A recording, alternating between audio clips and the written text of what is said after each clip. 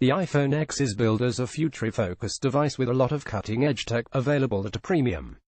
It kind of reminds me of the positioning of the original MacBook Air or the new MacBook, when those two devices were first introduced. Tomorrow's tech, available today, but for a bit more money and with a few trade-offs as a result of being ahead of its time.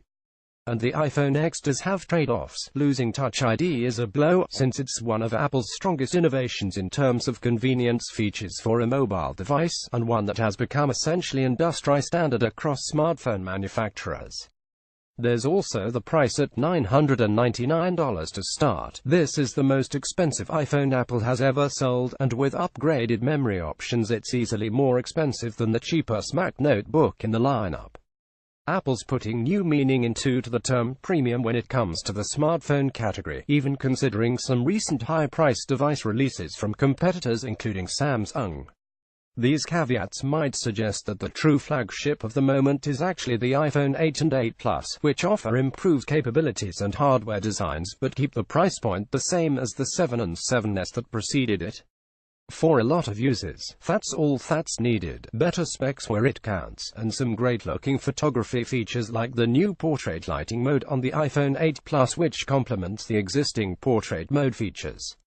And while it does look like a strong offering, there's no question in my mind that the iPhone X is the true flagship, and the iPhone that Apple needed to field now to keep pace with the rest of the industry.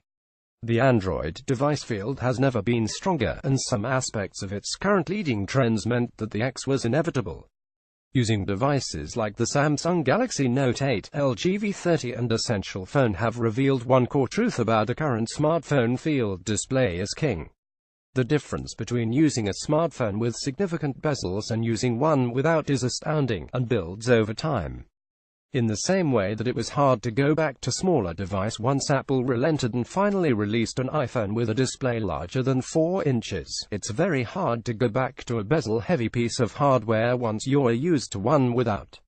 The Galaxy Note 8 and Essential Phone, two devices that also have bezel-like fronts.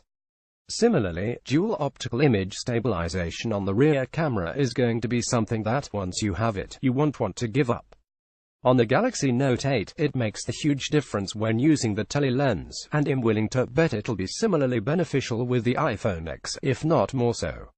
OLED displays, again, are fairly standard on competing devices, and hard to give up once you're used to their pure blacks and vivid colors. Apple has been holding on the apparent premise that it needed to get color rendering and other aspects of the display up to its exacting standards, but now that it has, it'll be very hard to look at its older mobile display tech in the same way. The iPhone X, you could argue, is overkill. Just look at its leaked benchmarks in the tweet below, which shows it performing better than a MacBook Pro on paper using Geekbench stats. Everything from the display to the camera could be described as extra, based on what you need from a smartphone and how satisfied you are with the one you carry today. But excess is the new normal for the premium smartphone category. No other smartphone maker necessarily ticks all the boxes that Apple does with the iPhone X, but the X isn't the first to anything it's offering, with the exception maybe of Face ID, though its superiority to Touch ID remains questionable at best.